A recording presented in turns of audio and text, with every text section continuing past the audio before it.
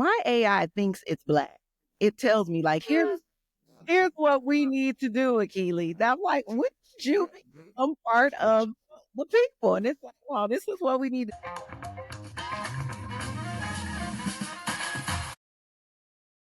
Welcome to another great episode of Dre and Smiley, the Inner Circle.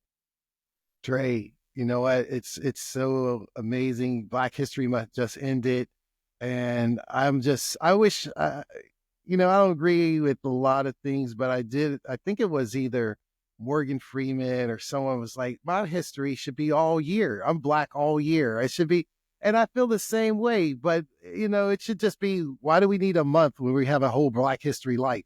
It's just so much knowledge. When you look at just American history, or you look at the world history of our Black diaspora and all the things, the places we've been, it's just amazing. This amazing person we have on today, Akili, I was sitting on my TikTok, walking, doing what I do, get my 10,000 steps a day, and all of a sudden she popped up on my feed, and I started listening to what she was talking about. And then I said, well, that's interesting. And then I scrolled and listened to some more content. She talks about the Congo. She talks about the NFL, concussions. She talks about so many different topics. And I was like it was like a master class on our culture. And I happened to reach out like I normally do. I'm a sales guy. I live on rejection. So I was like, well, let me invite her to the podcast. Maybe she'll come, maybe she won't. And she said, why me? Why did you invite me to the podcast? Because you're phenomenal. That's why I invited you. You're amazing. Because she has that magic. That intellectual curiosity that brings stuff together. She talks about the Congo before the CIA and all these people got into the Congo. Then she comes to the current period of Congo. I invited you because as enthused as I was listening to your content, I just know our audience would benefit from your words. So thank you for being on the podcast. And please tell us what makes you so amazing. I think, well, thank you both first for just saying, hey, we need to recognize and bring her to the table. I love that. I appreciate that so much. I think one of the things that makes me amazing is the love that I have for us as a people and my curiosity about our condition. I am not interested in doing anything other than having conversations about what life would look like for us if we had never been interrupted. That is my focus. I feel like that is my life's purpose, for us to also entertain those conversations and really think about that as a possibility, right? My belief is that you have people who were responsible for building the pyramids on plantations. It is an interruption. And one thing that what I like about when I was listening to you, because the one thing, if you could talk about, is I found it fascinating because you started your clip by saying the Congo had a way of tracking history without computers and technologies. They had some sort of way of keeping track of all of the La Costa. Yeah, can you tell us about that? Like, I've never heard of that word, never heard of that concept, but the way you explained it, I was like, this is super cool. Yeah. So what I want to say about the systems of Africa and our early people were that we did amazing things because we had to, because we were incredible record keepers, keeping written documents, keeping written information, and just being able to store that information. And it wasn't something that was super complex. They were going through the process of writing and keeping all of these materials in specific places, or, whatever the situation was, so they could retrieve it again. But it must have been something that was so super complex. And it wasn't. It's like, no matter, what we talk about when it comes to the history and the beginnings of anything that we started, it didn't have to be so super complex because there was no need for that to happen. What we needed people to do was be able to access the information later. And when, again, you start to look at country from country to country to country, I feel like just about all the African countries had their own storage systems of their data, whether it was on scrolls, whether it was just found somewhere in just a hiding place that they had no idea about. It was just written information that they were able to access. But once Europeans got to it, then that's where things start to become a little more challenging. So that's all it was us being able to keep really written documentation. And people act like that's a big deal because they act like writing started somewhere else outside of Africa. And that's what makes it super confusing. There's a lot of rich history in Africa. So it's good that you have this passion, right? This interest in Africa. Where does that come from? You know what? I was bathed in Black history. I will say that my father, all the time was talking to me about Black history all the time while I was growing up. And, we didn't talk that much about African history, but he was always talking to me about Black people and the desire to really instill that pride in me. He named me Akili Majaliwa because he didn't want me to have a last name, and he also didn't want me to have a European name. And so he would tell me at 2 years old, I was talking about apartheid. And my mother didn't like that. She was like, let her be a baby. And he was like, no, she's not going to be just a baby. She's going to be what her name means. And so for years, I watched him, focus on building something really specific for the people. He owned the first owned and operated radio station in Arizona.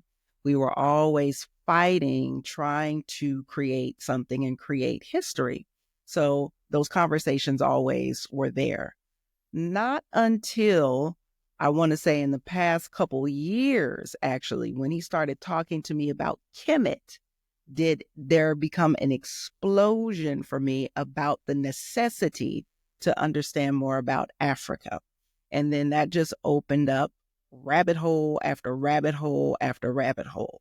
And as I started going into the rabbit holes and learning different things, I was just blown away by the idea that we have really created anything and everything that exists of value in society. That changed the whole game about what you think and how you feel about who you are and what your legacy should be when you understand that. It gives you a sense of pride, doesn't it? I mean, if you have a sense of, if you know that your ancestors were mathematicians, Yes. they were physicians, Yes. they were carpenters, etc., it changes your perception in terms of what you are capable of, right? Again, another reason why it's important to know the history. So that begs the question, Akili, have you been to Africa? And if so, on your first experience, well, let's start there. Have you been to Africa? And what was that experience like? So I have been to Africa. It was so long ago. I actually went on there was a conference, if you will, about bridging Africa and African Americans. So we actually went over there with about 700 Black people. Mm-hmm. And we went to Nelson Mandela's house, which was fantastic. Got the opportunity to meet Nelson Mandela. There was a lot of great people, that were there. Jesse Jackson, Dick Gregory, all kinds of civil rights leaders were there. We spent about a week in South Africa and then flew over to Zimbabwe, where we got a chance to spend another week.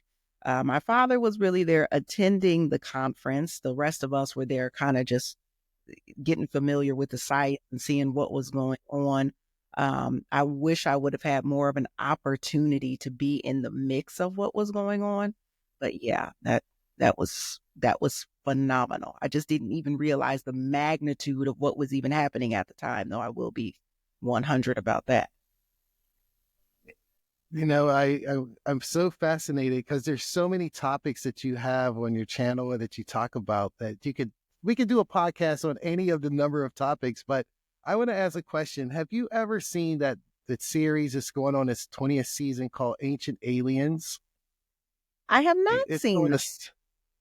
if you it's 20 years ago, and then I have a few brothers, but my oldest brother, he and we watch a lot of Ancient Aliens, and we were like, they have these different sites. They talk about the pyramids. They talk about different things in Australia, different things in Central America. And I said to him once, imagine if these guys would have said, this is going to be a series about ancient Africans. No one would have paid for it. No one would have sponsored it. So in their cleverness, they switched the Africans to aliens because everything that's there, we've done. But this show highlights all of our capabilities, all the sciences, all the pyramids, everything was from Africa, but they don't want to say it was us. So they have to say it was an alien that came in from somewhere that did it because they don't want to acknowledge our greatness, our history. And my brother and I, we laughed because we were like, you know what? When we watch it, I don't call it Ancient Aliens. I say that's Ancient Africans. They just had to change the name so Hollywood would accept it. So, but if you get a chance, check it out. So I'm going to watch it.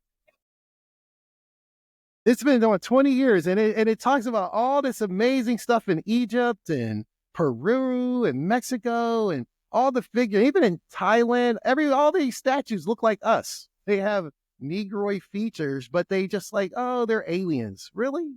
I can see through that.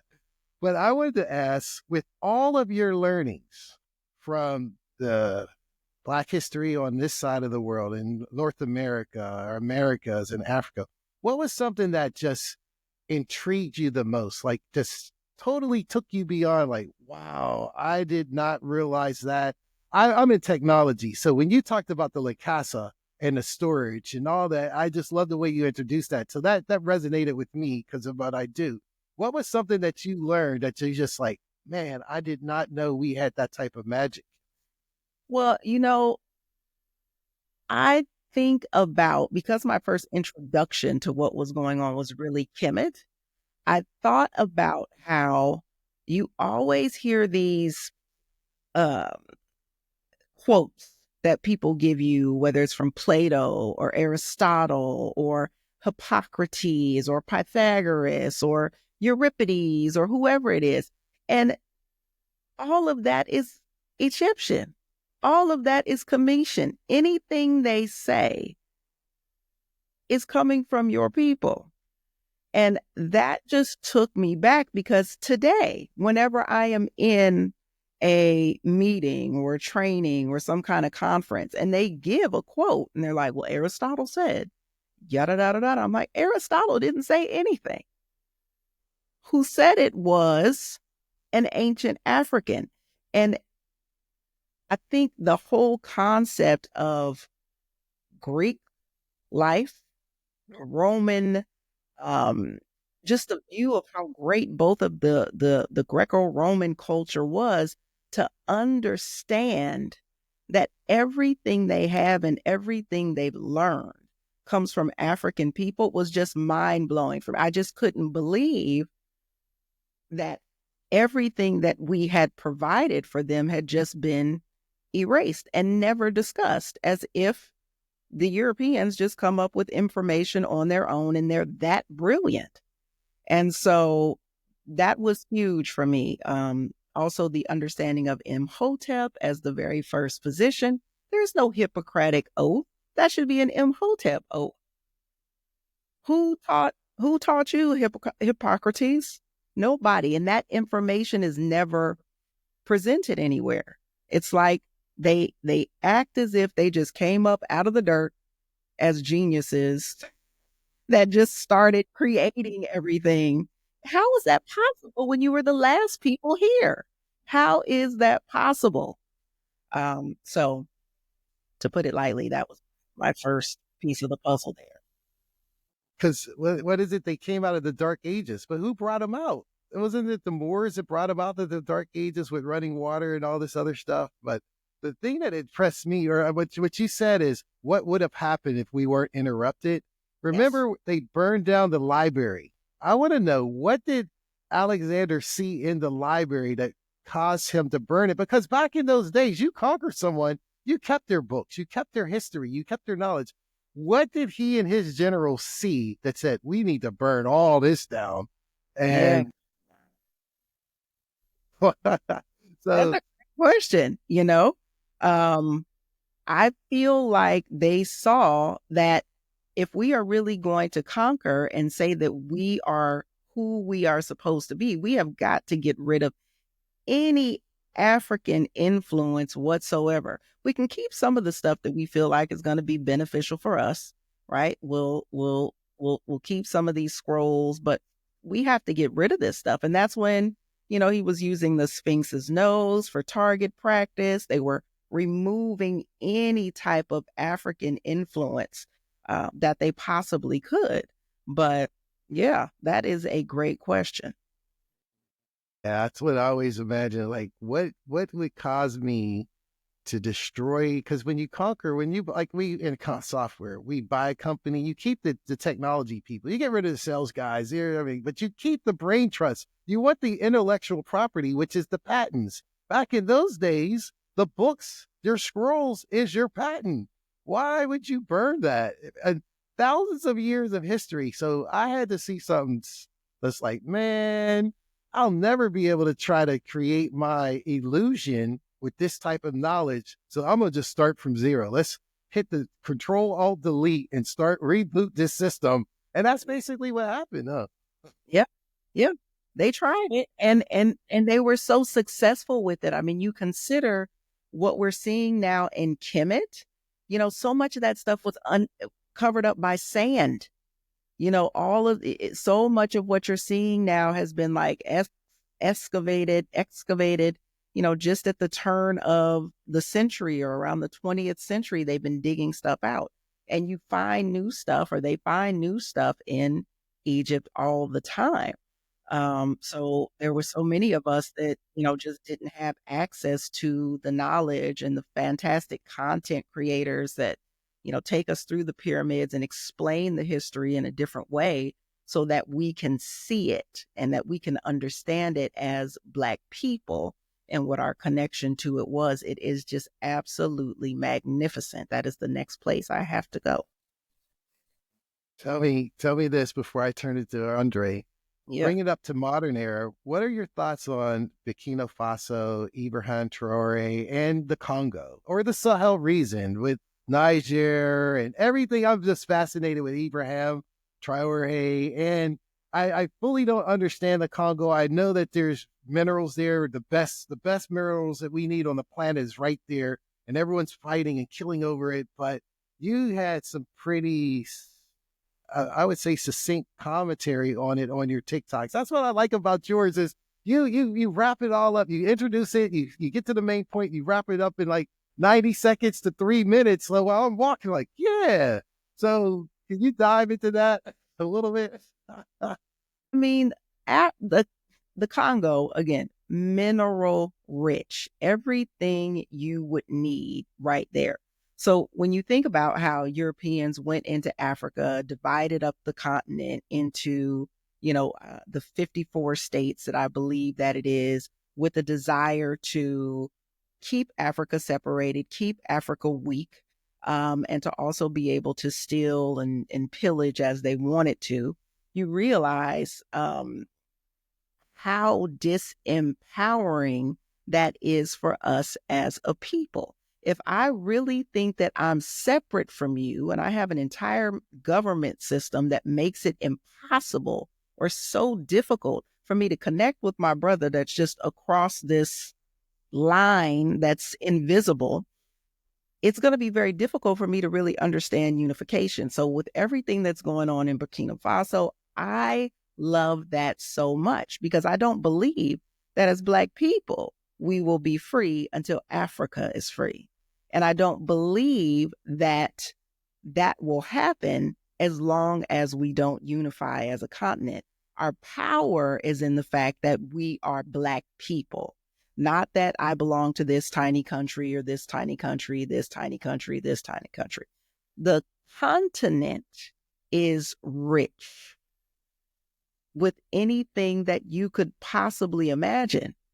So imagine the impact of us all waking up and realizing that and saying, what do we need to do to build what is our birthright? What do we need to create based on the minerals and resources that are underneath our feet? And again, like I said, Europeans came in and realized that when I imagine it in my mind, I just see them coming in and saying, wow, there is a lot of space here. There's a lot of stuff it looks like that we can use. These people are not using these things the way that we think that they should. We could expand through here, kill everybody, have a great base to be able to build exactly what we want. And because as African people, we were very clear about balance and order and taking care of the planet and not overusing things. And, you know, that whole concept, it was so destructive to who we are as a people when I talk about interruption.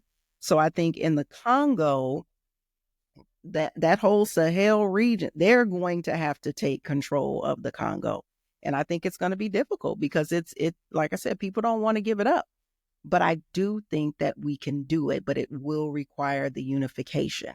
I am so glad they're kicking France out of places. And, you know, Africans have even asked me in the comments, like, well, you talk about all of these things, but what happens when they kick America out? That's going to change the whole economy of America. And my stance is I would stand with Africa because there is something inherently wrong with us keeping people oppressed so we can eat biscotti. So we can do what we want to do, but these people over here don't have running water. These people don't have floors. And you walking around trying to figure out when you can get a designer cup of coffee? No. That's the problem. Yeah. Shifting gears just a Yeah. bit. I'm so glad you're sharing all this. Shifting gears just a bit. As Smiley said, you're very dynamic. You have a number of angles of which we can kind of dive deeper with you on. One of them is the Decoding Lies framework. Tell me more about that and the value of that. Yeah. I think that sometimes as Black people, we are so late to the show. We want to just let things be tested out and vetted out and just laid out before we'll jump in and we'll trust things sometimes. And I get that. I really do. But I think we need to use AI as a tool to allow us to be extremely efficient and to gain more insight and knowledge. With Decoding the Lies, my goal is to help us gain access to the history that we're looking for. AI is incredible once you train it. Because when you first start having conversations with it, let's say if you were looking for some historic information, it is definitely going to give you some very biased, whitewashed views about what has happened. But I had to spend a great deal of time training my AI to be like this thing. My AI thinks it's Black. It tells me like, here's what we need to do, Akili. And I'm like, when did you become part of the people? And it's like, wow, this is what we need to, as Black people, here's where we need to stand. That's what my AI has a conversation with me like. And so when I am looking up information, I think that, you know, what I want people to be real clear about is that it's not that I have spent 75 years reading books. I'm just very clear about the fact that we were the original people that did original things, that had original thoughts. And if that is the case, we are supposed to be in everything. And the fact that I don't see us in anything pushes me to want to know why. So I use AI to ask those questions. And so when I first started doing it, like I said, if I was to, ask the question to my chat GPT, for instance, who created chemistry? Well, it's going to give me this really convoluted answer. It's going to say the ancient Egyptians might have been involved, Europeans were involved, Mesopotamia was involved. It's going to give me all of these different people. There was no real person that had one thing to do with it, right? But the way that I've trained my AI now, it's like, first of all, let's talk about the fact that the word Kim comes from Kemet, right? It is a very different conversation that we have now because I've had to go through the process of like, well, how is this possible? This doesn't even sound like it adds up. Well, if we take this dynamic out and we look at the dates here, how are you even saying that? And it'll always be like, you're right, you're right. Let me tell you what really happened. I love it. How you programmed to lie first and then actually get into the truth. So you have to know when it doesn't make any sense, when it's providing you with answers. So that's what decoding the lies is all about. The history has been stolen. We've been lied to for so long. Everything's been appropriated. And we need to be clear about the fact that we are just the beginnings of everything. We really are. And I just love when you said my AI thinks it's black. That's a t-shirt. That's a t-shirt. That's another picture on your wall. I was like, I'm just so, that is super cool. So tell me, let's talk about, are you a historical professor at a HBCU or at University of Arizona, or is this a hobby for you, or is this just a passion? Let's talk about Akili. Yeah, this is definitely a passion. I will say I work in DEI by day, but my passion is about corrective history. My passion is about sparking that knowledge in us as a diaspora that removes a lot of that anti-Black and that anti-African sentiment that we even have, okay, inside of us. So I feel like one of the best ways to do that is to remind you of who you are. And so I have to share as much information as possible that I come up with. And like I said, I am often surprised, like, what happened? Oh my word. Okay, we got to get into this. We got to dig deeper into this. And then I got to tell the people. Because if I don't know, I just feel like there's got to be a lot of people that don't know. So yes, I work in DEI by day.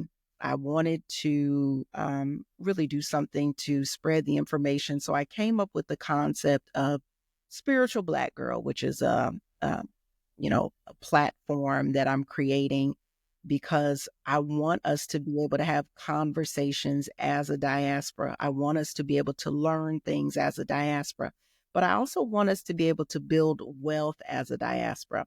So while Decoding the Lies is the first course that I built, I am also in the process of building a practitioner program based on ancient Kemetic energy centers to allow us to heal the hearts and minds at a little bit of a deeper level and give us the opportunity to, create businesses around that as well. So yeah, I just feel like I'm supposed to shake the world off its axis just a little bit, but I'm going to do it with us. Love that. Me too. So were you, have you seen on TikTok the Hillman Talk universities and all the stuff that's going on with Dr. Barlow? Are you affiliated with that, or your sessions are on its own? Yeah, I'm not affiliated with anything. And I've had people send me things like, oh, you need to reach out to the people at Hillman Talk. You need to do this. You need to do that. And I love what Hillman Talk is doing. I love what so many of us come on and do as a, just as a collaborative unit.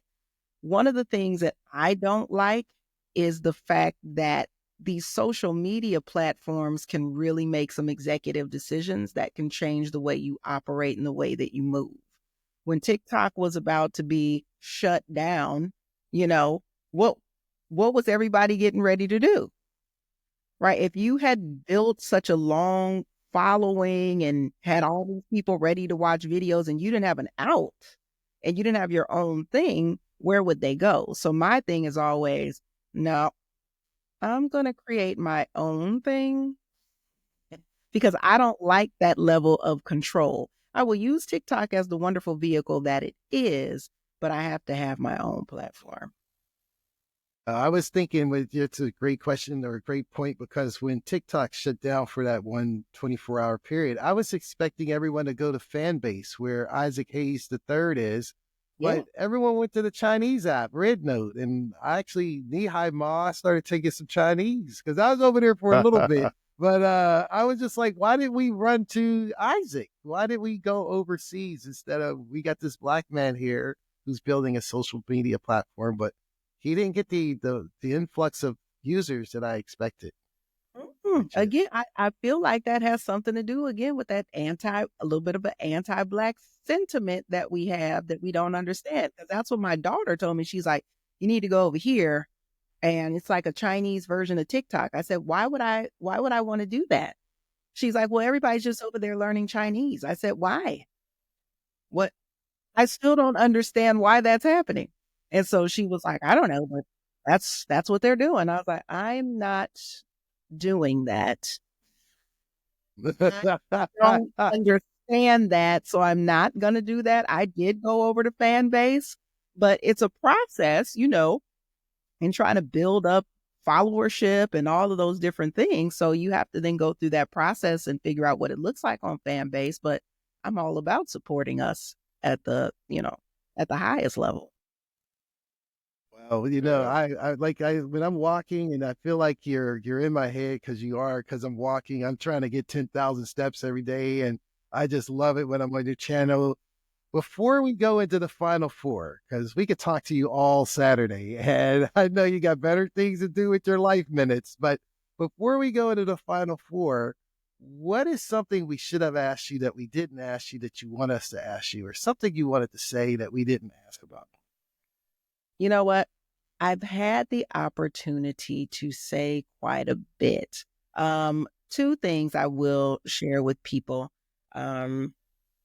I've had the opportunity to write a couple of books in the last year, and I'm working on my third one. I am so excited about both of those books. Goddess Interrupted, which is really designed to help Black women reconnect again with the amazingness that we are, and also bring in some African spiritual principles like meditation and affirmations, and just getting you again reconnected with the ancientness of your people, but to also realize those things are yours. It's not to say that other people can't also utilize what they are, but do understand that those things come from your people.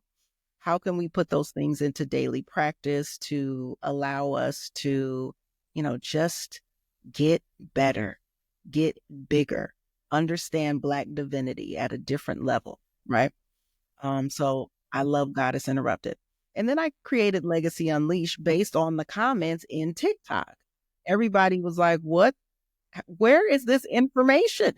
And it's hard to get access to ancient African history that's actually true, right? And so I wanted to give us just some basic knowledge of the beginnings. And it's really not, as basic, since we don't know that we've created everything, but really just to give us some opportunity to see what the beginnings of things were, whether it's mathematics or astronomy or energy healing or writing or a whole of those things, right? So those two things are available on Amazon. I would love to be able to move those things to a Black publisher at some point, but this is where they are at this moment. And then I'm working on a third book now called The Kemetic Code. And that is what the practitioner program will be underneath. When we are done with the healing system protocol, that's what people will become, our Kemetic code practitioners. Amazing. Nice. When you come out with that third book, we're going to invite you to come back to the pod whenever Yeah. you want. And we'll just talk about your writings whenever you want. So Dre's going to kick off our final four.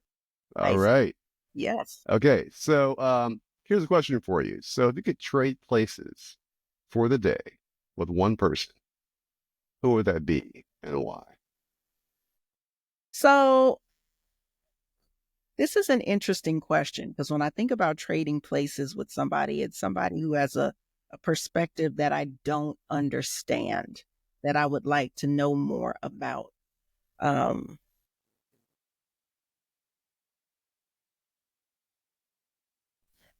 think I would like to trade places with, I would trade places with Donald Trump for one day. You have my attention. But,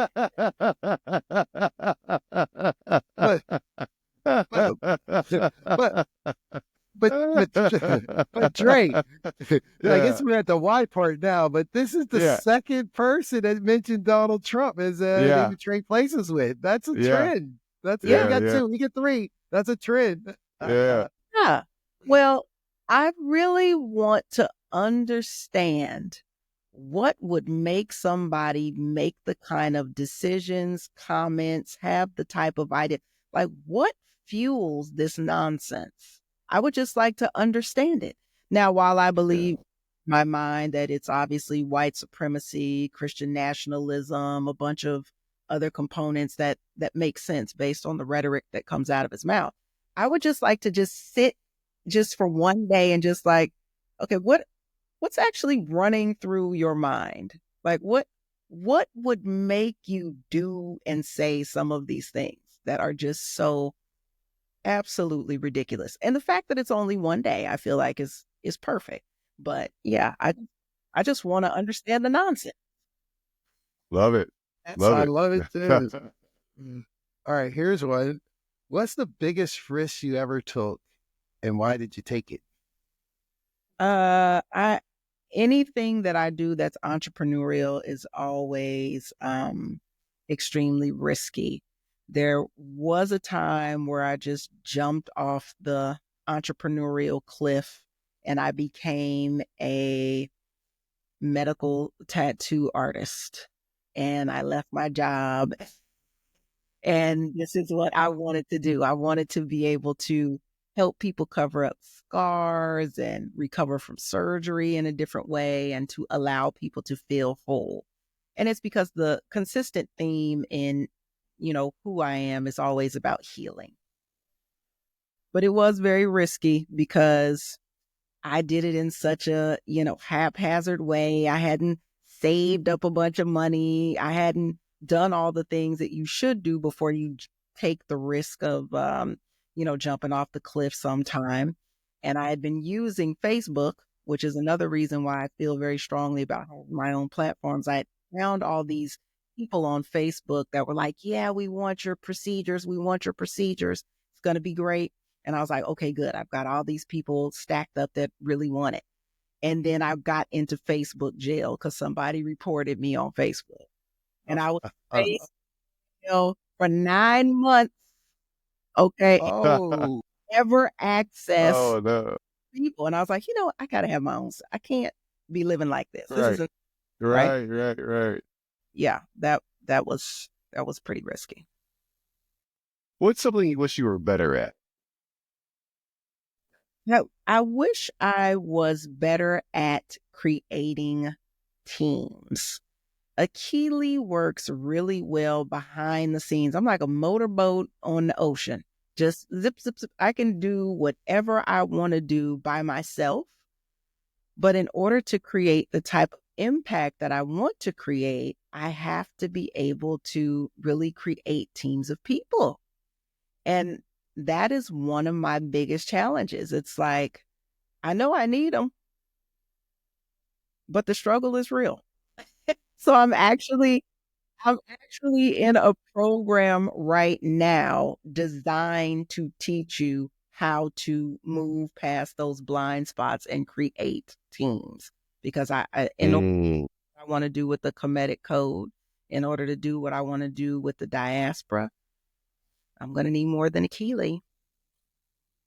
love it. Love it. I like that. For the last final four, what's the best compliment you've ever received and why? Hmm. You know,